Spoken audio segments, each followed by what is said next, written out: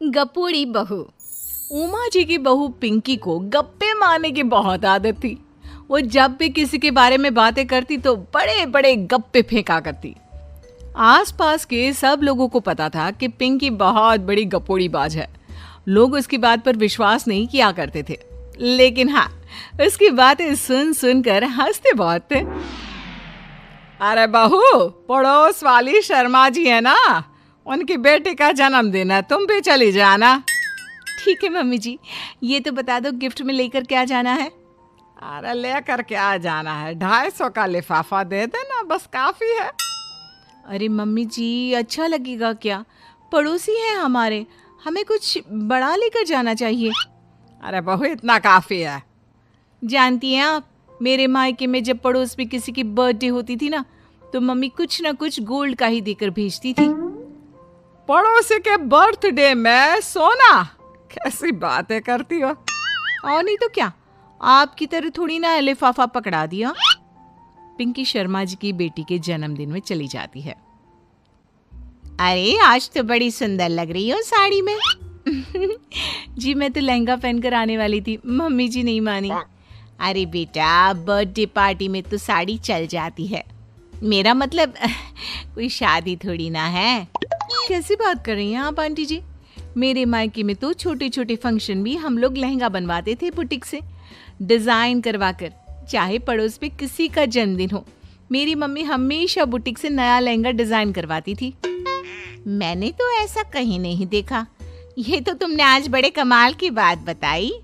अरे जाने दीजिए, कोई बात नहीं। और बताइए, आपकी बेटी नजर नहीं आ रही? अरे भाभी, मैं यहाँ हूँ, ये देखिए मेरा ड्रेस कैसा लग रहा है। ठीक ही है, मतलब बर्थडे के हिसाब से थोड़ा हल्का है ना। अरे भाभी, इतना सुंदर गाउन पहना है मैंने। मैं ना शादी से पहले अपने बर्थडे पर हमेशा जरी वाला लहंगा पहना करती थी, यही मैं तुम्हारी मम्मी को भी बता रही थी। इसके बाद केक काटने का प्रोग्राम शुरू होता है। सब लोग इकट्ठे हो जाते हैं। शर्मा जी की बेटी का केक देखकर पिंकी से रहा नहीं जाता। उसके अंदर का गपोड़ी बाज बाहर निकल कर आ जाता है। अरे इतना छोटा सा केक! अरे बेटा, मेहमानों के हिसाब से ही है, जितने लोग इतना बड़ा केक। आंटी जी, कम से कम 4 या 5 मंजिल वाला केक तो बनाना चाहिए था। आपकी बेटी का बर्थडे रोज रोज थोड़ी ना आता है। मेरे बर्थडे पर हमेशा पापा 4 केक बनवाते थे, सारे केक 4-4 मंजिल के होते थे।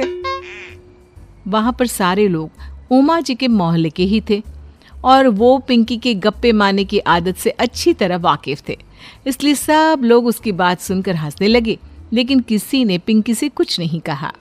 एक दिन सुबह सुबह पिंकी ने अपनी सास से कहा, मम्मी जी, मेरे मम्मी पापा मुझसे मिलने के लिए यहाँ आ रहे हैं। अरे वाह, ये तो बहुत अच्छी बात है, उनके आने की तैयारी करो, अच्छा अच्छा खाना बनाओ। वैसे कब तक आएंगे? मम्मी जी फ्लाइट से आ रहे हैं, कल शाम को 4 बजे की फ्लाइट है। फ्लाइट? लेकिन बेटा, तेरा मायका तो यहाँ से 2 घंटे की दूरी पर है, तेरे मम्मी पापा फ्लाइट से कब से आने लगे? अरे मम्मी जी, आपको पता नहीं है, मेरे मम्मी पापा ना आधे घंटे की दूरी के लिए भी फ्लाइट का टिकट बुक करवाती है। अरे गप्पे थोड़े कम मारा करो बहू, कोई फ्लाइट से तब आएगा ना जब यहाँ पर एयरपोर्ट होगा। तुम्हारी मम्मी क्या उड़कर आएगी घर में? अरे हाँ मम्मी जी, मैं तो भूल ही गई थी। वो क्या ना, मेरे मम्मी पापा हमेशा फ्लाइट से ही ट्रैवल करते हैं, तो मेरे दिमाग से ही निकल गया था। अगले दिन पिंकी के मम्मी और पापा पिंकी से मिलने के लिए उसके घर आते हैं। आइए आइए जी, आपका बहुत बहुत स्वागत है। और समदन जी, हमारी बेटे की कोई शिकायत तो नहीं ना? ठीक से संभाल लिया है ना आपका घर? अरे मेरी बहू बहुत समझदार है, घर का काम बहुत अच्छे तरीके से करती है। बस थोड़ा ज्यादा बोलने की आदत है उसे, आपको परेशान करती होगी ना? बात तो आपकी सही है, उसकी थोड़ा ज्यादा नहीं बहुत ज्यादा बोलने की आदत है। लेकिन कोई बात नहीं, आपकी बेटी दिल की बहुत अच्छी है, बस थोड़ा बोलती ही तो ज्यादा है। पिंकी बेटा, इधर आओ, देखो तुम्हारे मम्मी पापा आए हैं, तुमने इनके लिए खाना तो बना लिया ना? वो क्या है ना मम्मी जी, आपसे एक बात कहनी थी। हाँ हाँ बोलो बहू, क्या बात है, डरने की कोई जरूरत नहीं। वो मम्मी जी, मैंने सोचा मम्मी पापा आए हैं तो खाना बाहर से मंगवा लेती हूँ। अरे कोई बात नहीं बेटा, वैसे भी तुम किचन में काम करने लग जाती तो अपने मम्मी पापा से बात कब करती। बहुत अच्छा किया। अब तुम अपने मम्मी पापा के साथ बैठकर आराम से बात करो, मैं अंदर जाती हूँ। शाम का वक्त जैसे ही दरवाजे की घंटी बजी, 3-4 लोग हाथों में खाने की बहुत सारे पैकेट लेकर उमा जी के घर पहुंच गए। अरे भाई कौन है आप लोग, लगता है गलत पते पर आ गए। नहीं नहीं माँ जी, हम तो खाने का ऑर्डर डिलीवर करने आए हैं, यहीं से बुकिंग मिली थी। अरे नहीं नहीं, आपको कोई गलत फहमी हुई है, हमारे यहाँ तो 2 ही मेहमान आए हैं। आपके हाथ के पैकेट देखकर लगता है इसमें 50 लोगों का खाना है।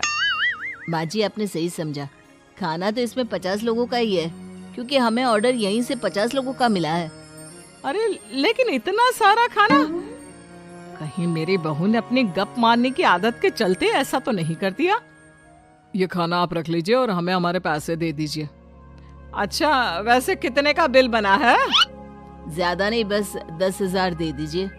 उन लोगों की बात सुनकर उमा जी पिंकी को आवाज देकर वहां बुलाती है। जैसे ही पिंकी वहां आती है, खुश होते हुए उन लोगों को वहां पर खाना रखने के लिए कहती है। अरे इतना सारा खाना क्यों मंगवाया बहू? अरे मम्मी जी, मैंने आपको बताया तो था, मम्मी पापा आए हैं तो मैं खाना बाहर से मंगवा रही हूँ। ये बात सही है बेटा, लेकिन 2 लोगों के लिए 50 लोगों का खाना? अरे मम्मी जी, कुछ कम पड़ जाए तो अच्छा थोड़ी ना लगता है, और मेरे मायके में तो ऐसा ही होता है, एक्स्ट्रा खाना मंगवाते हैं हम लोग। तभी पिंकी के मम्मी और पापा वहां पर आते हैं। अरे बेटा, एक्स्ट्रा खाना मंगवाने का मतलब ये थोड़ी ना होता है कि 2 लोगों के खाने के लिए 50 लोगों का खाना मंगवा लो। और बेटा, तुम्हारी गप मारने की आदत के चलते 10,000 का बिल आया है, तुम्हें नहीं लगता ये गलत है?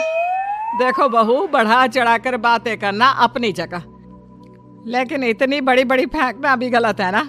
पहली बात तो इतने सारे पैसे लगे, और दूसरी बात खाना वेस्ट होगा।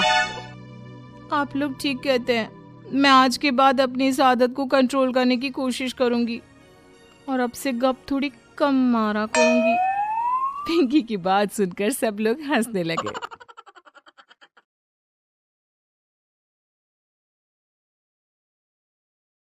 उम्मीद है कि आपको हमारी ये कहानी पसंद आई होगी।